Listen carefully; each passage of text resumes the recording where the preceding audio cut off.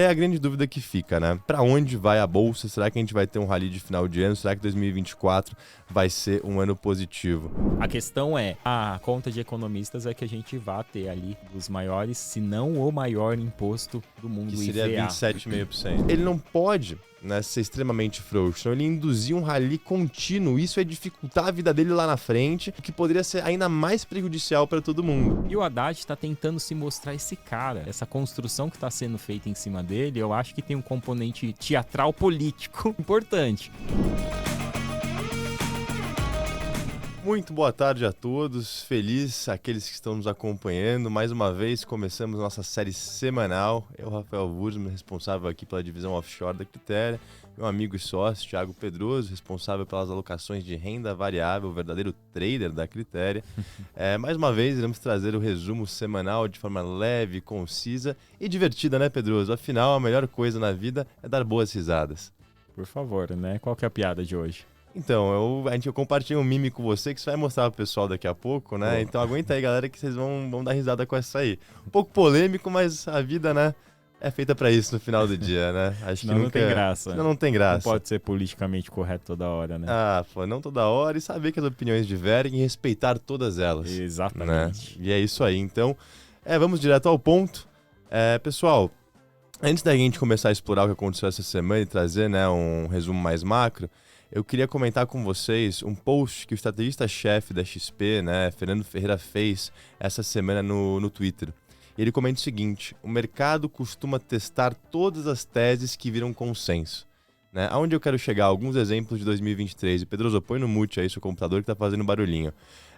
Janeiro, qual que era o consenso? Recessão nos Estados Unidos está próxima, vai chegar em algum momento, provavelmente segundo semestre do ano. Não teve. PIB subiu 4,9% no último tri e deve fechar o ano acima de 2,5%. Janeiro também. Não dá para investir em estatal brasileira com Lula, né, com regime petista na presidência. Petrobras sobe 79% no ano, Banco do Brasil sobe 56% no ano e tem o maior ROI da indústria, superando Itaú, Bradesco, enfim, os privados. E salvo o Ibovespa, né? Sem os dois estaríamos no negativo esse ano. Exatamente. Petrobras e Banco do Brasil dando show. Março. Crise dos bancos americanos vai se aprofundar. Até agora foi controlado. A gente não viu nenhum outro corpo boiando, né? Depois do Silicon Valley Bank e o JP Morgan adquirindo o First Republican Bank, né? Maio, desinflação sem recessão, né? O famoso soft landing, o famoso cenário dos caixinhos dourados. Inflação continua mais alta do que a meta e a economia continua mais forte, né? E a tese que eu quero chegar, a mais importante de todas, que virou consenso ao longo do mês de setembro e outubro e ajudou a reprecificar para cima o principal ativo do mundo, que é o Tesouro de 10 anos americano, foi o seguinte: higher for longer, alto por mais tempo, um Fed mais duro por parte de uma economia mais resiliente. E esses juros volta a cair praticamente no mundo inteiro, após ultrapassar aquela barreira de 5%, né? Especialmente com os dados que a gente teve na semana passada, um Fed, né, falando de forma mais frouxa para o mercado, sinalizando que o fim do aperto monetário está próximo, e o mercado de trabalho finalmente mostrando sinais de arrefecimento, com menos postos de trabalho sendo criados e um desemprego saindo de 3,8% e indo para 3,9%. Talvez eu tenha esquecido de alguma tese que virou consenso. Se você tem outra aí para contribuir, deixa no comentário. E pessoal, essa última tese, né, do alto por mais tempo, por que os juros, ele saiu de 5% e basicamente foi para 4,60% em 5 pregões, até menos, né, Pedroso? Tem um fator técnico muito importante, né? Os hedge funds, eles nunca estiveram tão vendidos em títulos do Tesouro na história. Os hedge funds são os investidores institucionais, né? Ou seja, o que a gente viu ao longo dos últimos pregões, especialmente no final da semana passada, começo dessa semana, foi o famoso short squeeze. Né? Enfim, os dados corroboraram a tese oposta do que os hedge funds estavam comprados, né? Estavam apostando, e basicamente influenciou uma desmontagem nas posições que retroalimentou a tendência, né? Os hedge funds vendidos, desmontando, estopando as suas posições, sendo obrigados a recomprar títulos do Tesouro, com uma pressão compradora do varejo e outros players de mercado, intensificando esse resultado. Tá? Eu coloco aqui justamente, né, um gráfico que mostra um pouco disso. Tá? Então, um técnico muito pesado para o mercado, né, entrando nessa semana, enfim, final da semana passada, que no final do dia intensificou boa parte desses movimentos que a gente viu. Também não é à toa, Pedroso, que o S&P ele registrou 8 pregões consecutivos de alta, né? E quase, enfim, teve o seu 9º pregão, né? Que seria ontem, que seria a maior sequência consecutiva desde 2004, se não fosse pelo Powell jogando água no chope de todo mundo e um leilão bastante fraco do Tesouro de 10 e 30 anos. Eu já comento um pouquinho mais sobre isso, tá? E aí a grande dúvida que fica, né? Para onde vai a bolsa? Será que a gente vai ter um rally de final de ano? Será que 2024 vai ser um ano positivo? Bom, muito provavelmente o Fed já parou, né? Ele não vai dar mais um ajuste 25, um ajuste 50. Me parece improvável esse cenário, só se de fato os dados mandarem.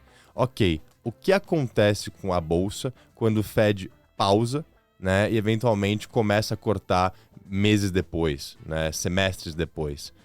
A resposta é depende. Né? Depende se a gente tem uma recessão e depende se a gente não tem uma recessão. Quando o Fed parou de cortar juros, né, e parou de subir juros e eventualmente começou a cortar nos meses subsequentes, o S&P, né, teve uma performance de 22%. Vou subir esse gráfico aqui para vocês olharem. Quando aconteceu exatamente a mesma coisa, mas isso veio à custa da saúde econômica, ou seja, a recessão, a Bolsa Americana caiu 14%. Onde eu quero chegar? Né? Se você aposta nos caixinhos dourados, de fato faz sentido comprar a Bolsa. Se você acha isso improvável, que é o que a história nos indica, o mais coerente talvez seja ficar neutro, né? Enfim, com uma exposição líquida zerada, ou se você é de fato agressivo e gosta de volatilidade, entrar vendido. Eu não vou ter uma resposta para isso, acho que vai depender aí muito de como estamos vendo o cenário macroeconômico e os dados estão muito conflitantes. Uma hora o mercado olha o copo meio cheio, uma hora o mercado olha o copo meio vazio. Eu posso fazer teses aqui para vocês dos dois lados com argumentos extremamente pertinentes e a gente não vai chegar a lugar nenhum. O UBS, um dos principais bancos, né, que tem uma área de research enorme, ele soltou um relatório que eu achei interessante, vou pedir para a produção subir aqui essa semana. Ele fala o seguinte: será que teremos outros Roaring Twenties nos Estados Unidos?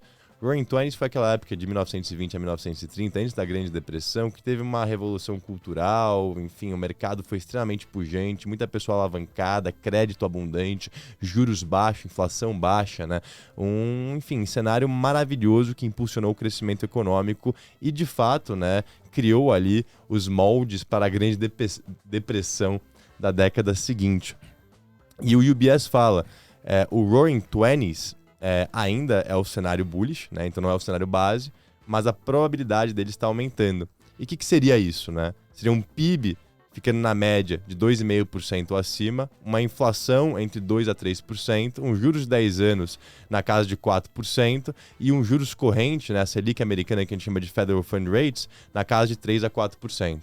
Né, que seria um cenário bastante, enfim, propício para os ativos de risco continuarem, né, a subir. Bom, temos tudo isso, fizemos esse panorama mais global, tá? E qualquer coisa você me corta aqui, Pedroso. Indo especificamente para essa semana, Powell, ele falou ontem, junto ao evento do Fundo Monetário Internacional, e no final do dia, pessoal, ele tem que ser duro. O S&P subiu 8 pregões consecutivos. A curva de juros, a parte longa, foi de 5 para 4,60. O que isso quer dizer? O americano está mais rico. O americano mais rico consome mais e gera mais inflação. No final do dia, ele não pode, né, ser extremamente frouxo. Então, ele induzir um rally contínuo. Isso é dificultar a vida dele lá na frente, o que poderia ser ainda mais prejudicial para todo mundo. Então ele, junto a diversos dirigentes do Fed, Lori Logan, Michelle Bowman, o próprio Neil Kashkari, que falaram ao longo dessa semana, vieram com um speech coordenado, no meu ver, de que ainda tem uma alta de 25 na mesa, a batalha da inflação está longe de ser vencida e no final do dia, né, enfim, eles vão fazer o que for preciso. Tá? E o mercado, enfim, com um posicionamento, né, mais leve, Pedroso, mais otimista, né? Corrigiu. Acho que é interessante aqui também que o que nós tentamos trazer aqui é uma visão um pouco maior do que apenas o que está acontecendo no curto prazo. No curto prazo, Powell falou, o mercado caiu, né? Tecnicamente é uma visão negativa da história, mas eu acho que não muda o fato que a economia americana já está mostrando sinais de desaceleração. Você tem muito indicador que antecede isso e que mostra que essa desaceleração pode continuar acontecendo.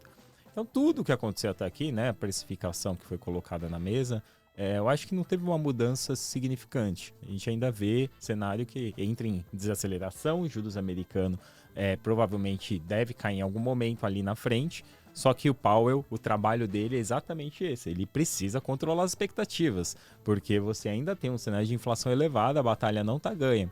E aí o que a gente tenta mostrar para vocês é isso, né? É tentar tirar o ruído de curto prazo e olhar um pouco mais para frente. Acho que o cenário ainda não teve uma alteração significativa. Acho que foi ali uma necessidade de ajustar mesmo o discurso para talvez as coisas não se degringolar. E aí sim poderia ter uma alteração significativa do ponto de vista de inflação. Perfeito, Pedroso. E agora comentando um pouco sobre o leilão que teve, né? Galera, enfim, teve ponta compradora ontem, 6 pontos, né? 6 bips acima do que o Tesouro estava emitindo, né? E acabou que houve um reajuste. Ou seja, a demanda estava muito mais fraca, só tinha comprador a um prêmio maior do que aquele que negociava mercado. E com isso a gente viu um revertério, né? A curva passou de fechar para abrir de forma bastante acentuada. E foi praticamente no mesmo momento que o Powell, né, começou a falar. Então a gente teve 2 fatores que contribuíram para uma reversão. Hoje está muito mais tranquilo, a curva está fechando, a bolsa está subindo mais de 0,5%, né? Parece que foi algo mais passageiro.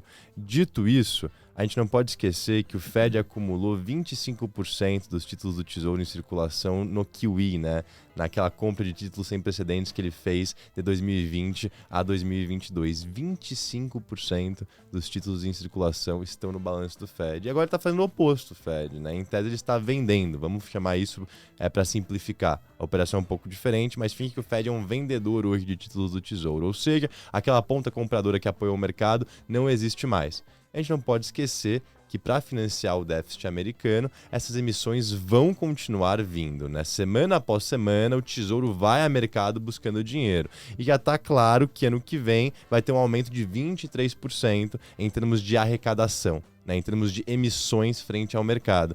E isso certamente é uma pressão altista nas taxas, né? Enfim, é um excesso de oferta que domina o mercado, tá? Então, no final do dia, é um cenário que a gente julga ser bastante desafiador. Eu acho que simplesmente, né, olhar esse rally dos juros, né, rally eu digo para baixo, né, rally dos treasuries, digamos Achar assim. que agora é definitivo, né? Eu acho que é um pouco antecipado, né? Eu acho Exato. um pouco precipitado. Essa é a minha opinião pessoal. E não só por fundamento macroeconômico, que a economia vai desacelerar, me parece, né? É uma questão de tempo, tem defasagem, política monetária funciona, a gente está bem acostumado porque aconteceu isso no Brasil, né? E sim por uma questão mais técnica, né? Por uma questão bem vinculada também ao lado fiscal.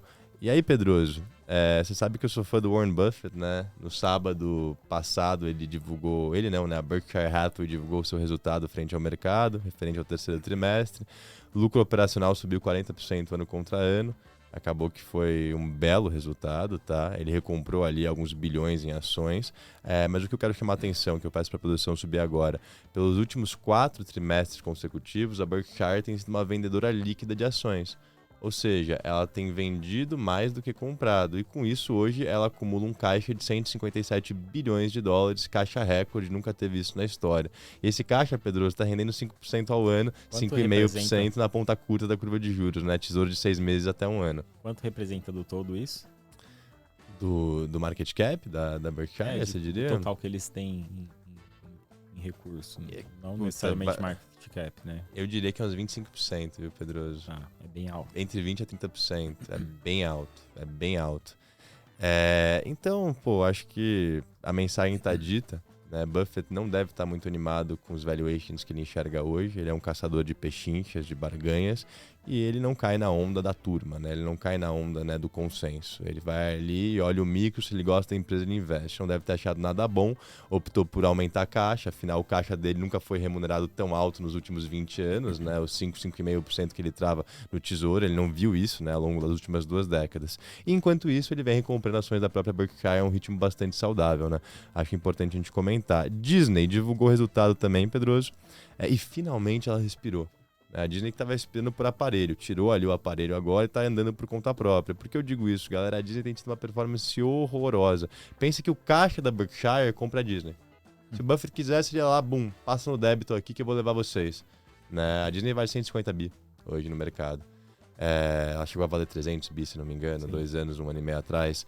E teve ali uma má gerência, não má gerência, mas muito conflito entre os executivos C-level, né, da Disney. O Bob Chapek, que foi o sucessor do Bob Iger, ele saiu, aí o Bob Iger, que é o CEO mais renomado da Disney, etc., voltou. E ficou uma confusão se de fato, né, essa reestruturação que está acontecendo, a empresa vai colher frutos no curto prazo. Não é à toa que tem um investidor ativista ali no conselho da Disney, né, que vem comprando ações, que já falou que se não mudar alguma coisa ali, ele vai chamar uma reunião emergencial e vai tentar conseguir voto para mudar a gestão, né, vai tentar conseguir mais voto ali no conselho. Então, o Bob Iger, que é o CEO atual, está, de certa forma, bastante pressionado e ele entregou finalmente. A Disney subiu 7% ontem após a sua divulgação de resultados, o lucro veio acima do esperado, 0,89, né? Lucro por ação, a expectativa era 0,7. E eles sinalizaram mais cortes de despesas adiante, né? Então, muita empresa, esse ano foi um ano de arrumar a casinha, né? Pega o Facebook, por exemplo, a Meta. O Zuckerberg deixou claro no começo do ano que era o ano da eficiência, né? Vamos reduzir custo, vamos tirar ali investimento em áreas não essenciais, vamos focar em rentabilidade e margem. Porque o juros está alto, o custo de oportunidade está alto, o mercado para me recompensar precisa de retorno hoje, não amanhã. Ele não espera mais, igual na época de dinheiro grátis, né? E até pegar aqui um comentário do Mark Zuckerberg, ele foi entrevistado pela New York Times essa semana, ele disse que o WhatsApp é o próximo capítulo da história. Ele disse que é ali que ele vai focar a atenção em termos de monetização. Lembrando que o WhatsApp todo mundo aqui usa e dá bola de lucro, né? Ou seja, espere agora que vocês vão ter que pagar o WhatsApp. Enfim, não sei, mas para os acionistas de Facebook é muito positivo começar a monetizar essa frente. Acho que ninguém imagina qual seria o potencial de receita, de lucratividade, né? Vai depender se é anúncio, se é algo pago, enfim. Aí só o tempo, de fato, vai dizer. E finalizando minha parte... O WeWork, né, Pedro? A gente não poderia deixar de mencionar. Sim. Acho legal a gente falar um pouco sobre esses casos mais micro, né? Às vezes a gente fala muito do macro e é repetitivo, né? Exato. A WeWork, infelizmente, de fato, faliu, né? Entrou com um pedido de recuperação judicial na corte americana esta semana. Não faliu. Tá em RJ, Tá em RJ, né? Bankruptcy Protection, que eles chamam lá fora, que é o famoso Chapter 11. Talvez vocês já escutaram esse termo em algum filme, né? RJ, isso, dos Estados Unidos. E, pessoal, a WeWork, ela tem mais de 700 propriedades ao redor do mundo. E essas propriedades não é dela. Ela aluga. Ela faz o leasing dessas propriedades. Ou seja, vai ter muito, né? Enfim, pensa que eles são os maiores inquilinos de Nova York, né? A WeWork. Então vai ter muito landlord, dono de imóvel, em apuros. Agora que esses caras ali não vão mais pagar eles. É lógico, eles já vinham acumulando muita dívida, por isso que eles entraram com o RJ, que não é à toa, né? Já não vem pagando boa parte ali há um tempinho. O SoftBank, que é o maior acionista da WeWork, tomou 15 bi de prejuízo até agora na aposta que eles fizeram. Lembrando que a WeWork chegou a valer 47 bilhões de dólares, se eu não me engano, em 2021, em 2019, perdão. Tentou fazer um IPO. Quando tentou fazer um IPO, mostrou os seus statements, seus extratos financeiros para o mercado. Foi duramente penalizada, porque ali era só papinho, não tinha lucro, não tinha absolutamente nada, era um sonho, né? Não era à toa que a mensagem deles, né, a proposta ali, o objetivo era Elevate the World Consciousness. Vou traduzir isso. Elevar a consciência mundial. O que quer dizer isso, Pedroso? Para aqueles que querem conhecer mais a história, tem uma série muito boa chamada... Agora esqueci o nome. Vou até buscar aqui enquanto o Pedroso fala, depois eu passo para vocês. Mas é muito boa, que mostra, né, a história da WeWork inteira de forma divertida e mais dramatizada. Assim, não é um documentário, é uma série mesmo. Vale muito a pena, tá, pessoal? E, Pedraulas, acho que é contigo. Se você quiser começar pelo meme, né, que eu falei que a gente ia mostrar, acho que pode ser um gancho bacana. Então vamos começar com o Brasil agora, né? Essa semana foi muito importante para o Brasil, a gente teve bastante coisa bem importante aqui para o mercado. Os dois principais dados, eu vou começar. Boletim Focus, sem muita alteração. Nós tivemos vendas no varejo essa semana, crescimento de 0,6%, foi melhor do que a expectativa, que era variação negativa de 0,1%.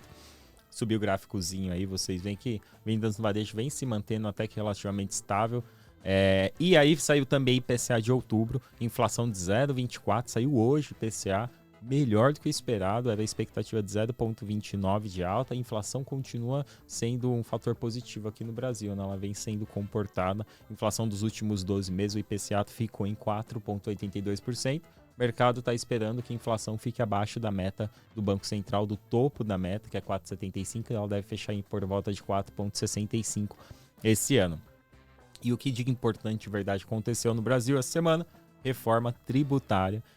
Depois, eu não vou entrar em detalhe, porque é muita coisa, depois a gente traz quando passar tudo, aí ela voltou para o Congresso agora, a reforma já tinha sido aprovada no Congresso, foi para o Senado, passou no Senado, só que ela teve alterações, então ela precisa voltar para o Congresso para ser aprovada.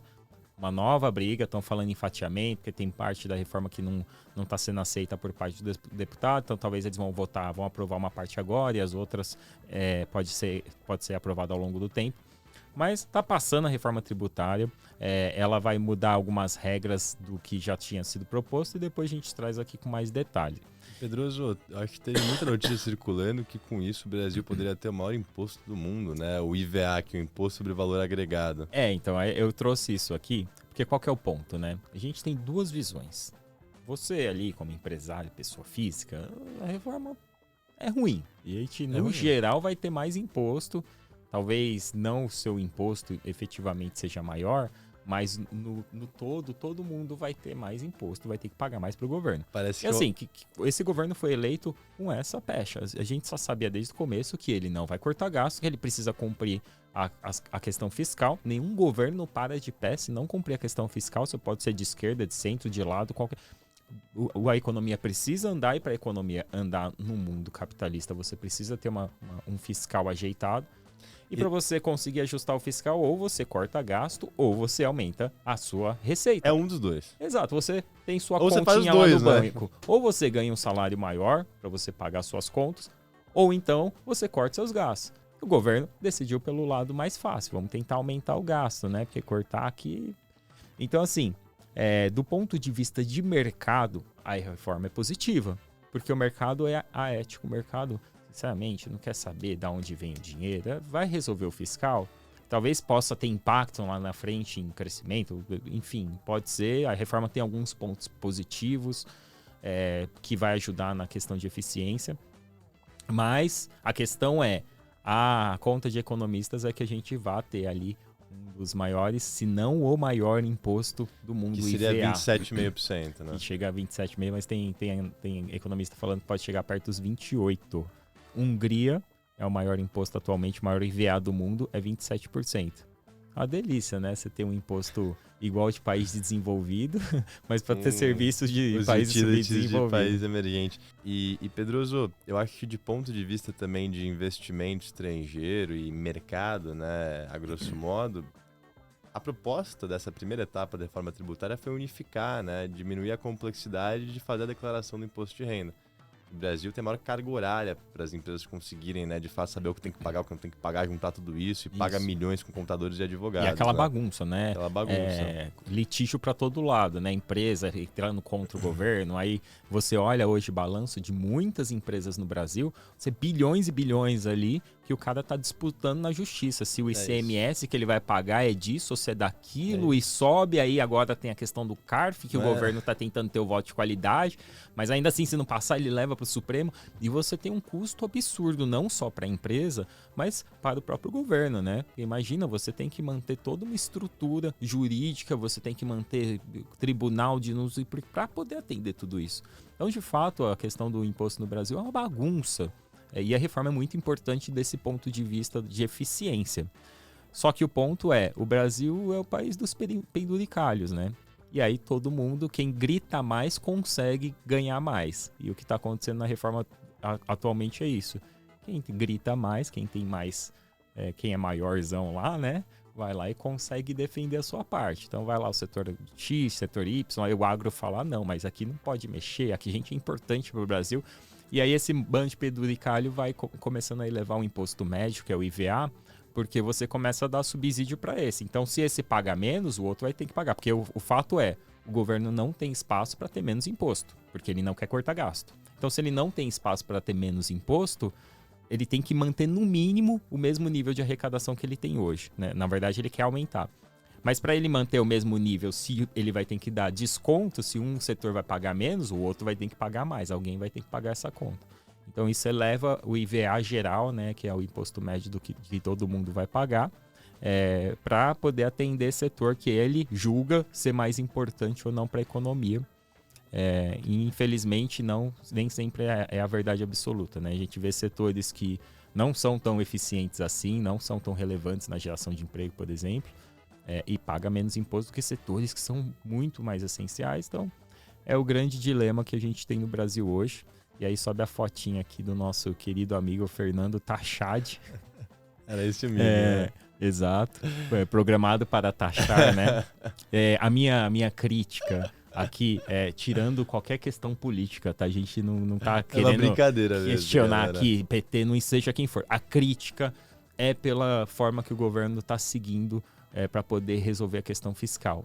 É só no meu nada, né? Eu não corto gasto, eu não me preocupo com nada aqui, mas eu quero cobrar mais imposto aqui para poder botar a máquina funcionando. E olha isso que interessante, né? Enquanto estavam votando ali a reforma tributária, a comissão do Congresso aprovou uma proposta que eleva o fundo eleitoral para 5 bilhões. Eu vi isso. Então, assim... Atualmente é quanto? Só pra gente Eles gastam mais por uma coisa quase inútil, né? Eu quero fazer quase propaganda. Não, é inútil mesmo. Eu vou dizer que é quase inútil, porque você pode até ter... Pensa que existe um candidato que queira salvar o Brasil, que usa esse dinheiro para fazer uma propaganda bem, né? Decente pro bem, mas não é o caso. Mas é quase inútil. Mas assim, 5 bilhões. Quantas mas você sabe quanto escolas, era antes? Quanto que é essa elevação? Eu não consegui ver esse número. Era algo por próximo a 1 bilhão, 900 e poucos milhões. milhões. Que isso? Vocês querem fazer vezes 5? Vezes 5.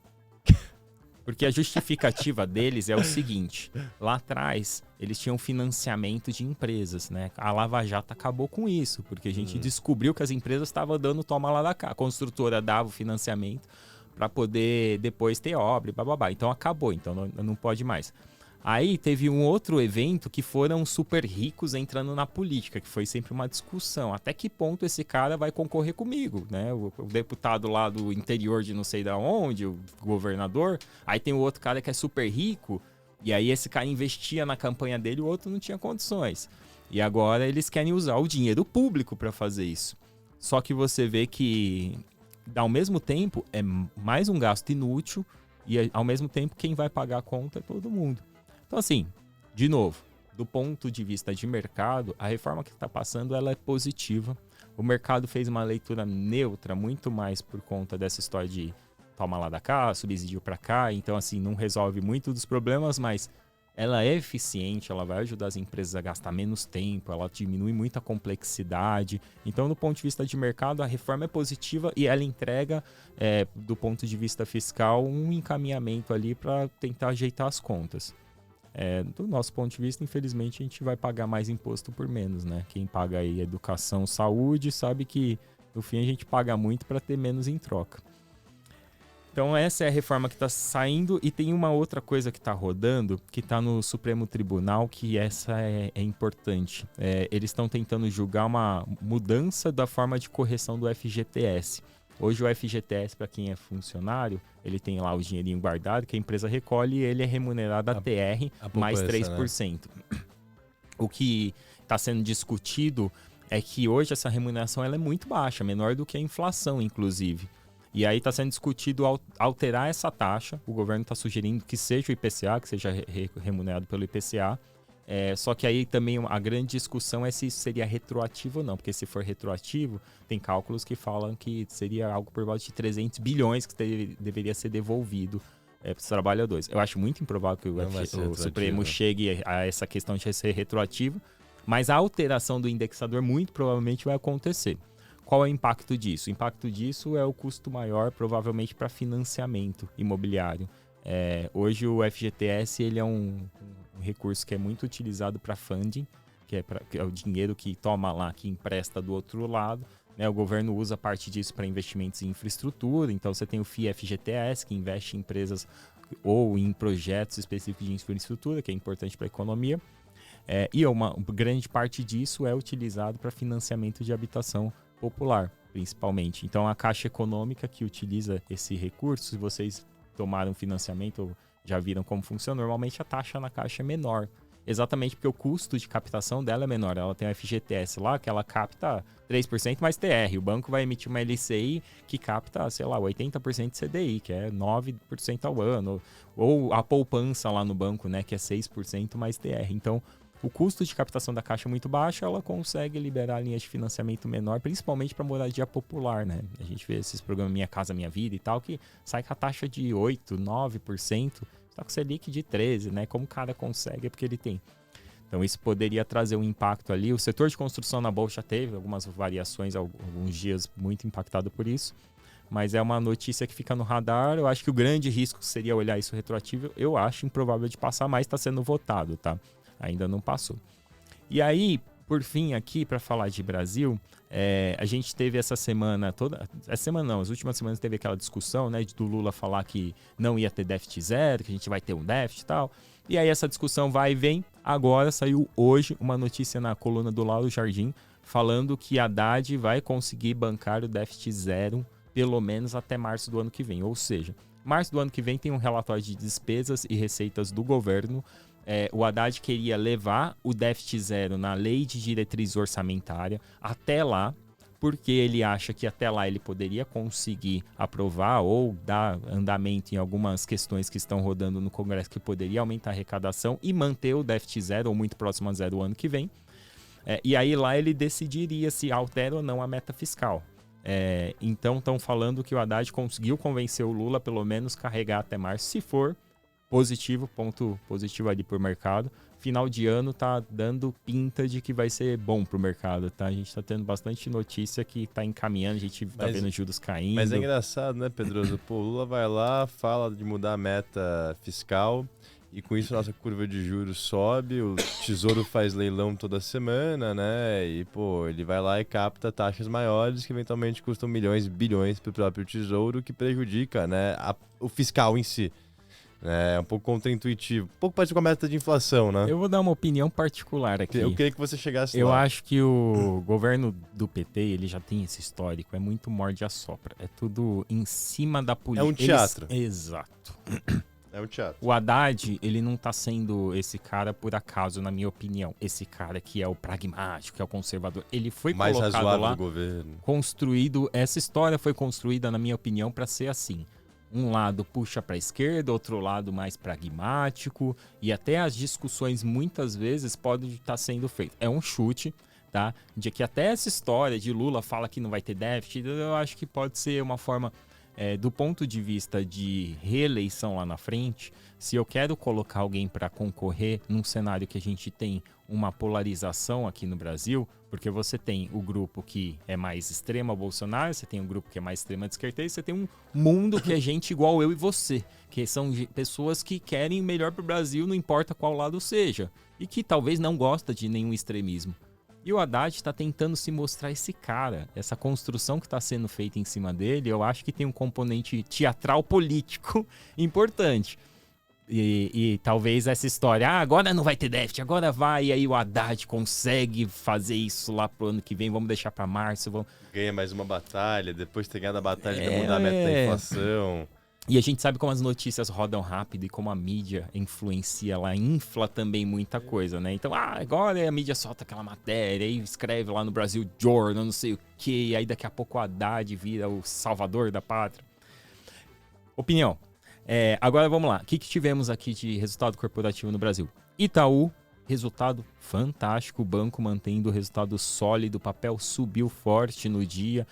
A questão que o mercado ainda está, e que foi um ponto positivo até então, o banco ele controlou muito o aumento da sua carteira de crédito, muito por conta da questão da inadimplência. Ele fez certíssimo, a gente viu o que aconteceu com o Bradesco, e agora o mercado começa a perguntar se não está na hora dele começar a acelerar isso, porque a gente começa a ver queda de juros e provavelmente isso ao longo do ano que vem vai começar a acontecer. Então o resultado forte, tudo indica que o ano que vem deve ser lindo para o setor financeiro e principalmente Itaú vai surfar muito bem isso.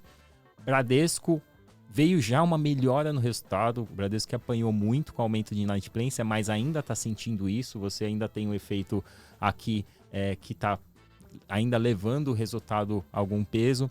O papel estava caindo hoje no mercado por conta do resultado, mas o resultado em si começou a mostrar melhor. Eu acho que já é um fator positivo. O Bradesco está seguindo ali num movimento que deve começar a melhorar mais forte o resultado do ano que vem. Dos bancos ainda, a gente teve Banco do Brasil, incrível, de novo. Eu, sinceramente, vi o Banco do Brasil ontem cair quase 4% ali. E eu não sei te dizer o porquê, eu acho que tinha muita gente bolso, posicionada, né? Esperando o resultado, saiu o resultado e saiu. Mas o resultado do Banco do Brasil, melhor resultado de todos os grandes privados, melhor ROI, maior lucro, deve pagar o maior dividendo do setor. Então, o Banco do Brasil dando aula aí, banco público que, igual você falou, né? No começo do ano, o mercado estava falando que será que vale a pena investir em estatal com o governo Lula? Então, Banco do Brasil e depois Petrobras também, outro estatal. Um resultado muito forte, mostrou ali uma queda no lucro, muito por conta da diferente preço de petróleo. O petróleo ano passado estava maior, agora caiu.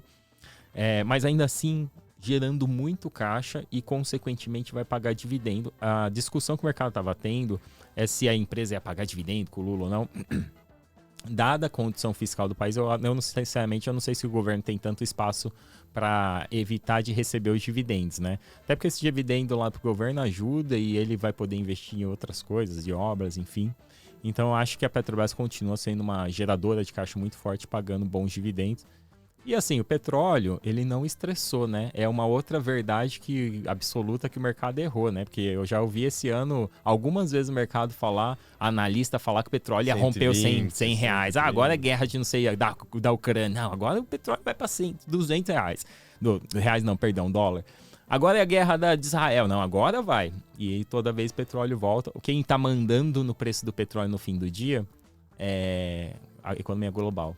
Eu vou já contar aqui alguns dados, mas quem está mandando para esse petróleo é isso. A economia global desacelerar, não sei se tem guerra que vai conseguir segurar o preço do petróleo tão para cima, mas o que tivemos essa semana lá fora?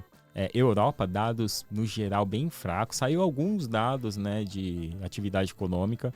Eu subi aqui só o PMI composto do S&P Global. Aqui ele está mostrando o nível de atividade econômica desacelerando. O último dado mostrou 46,5 pontos, abaixo da zona de expansão, que são 50 pontos. E aí esse dado que eu subi aqui mostra bem isso, né? Ele começa lá em junho de 23 e você vê que vai cair. Tá 52, 50, 49, tá caindo mês a mês, mostrando que a economia europeia está desacelerando. Sinal negativo. China, mesma coisa. Essa semana saiu um dado da balança comercial chinesa.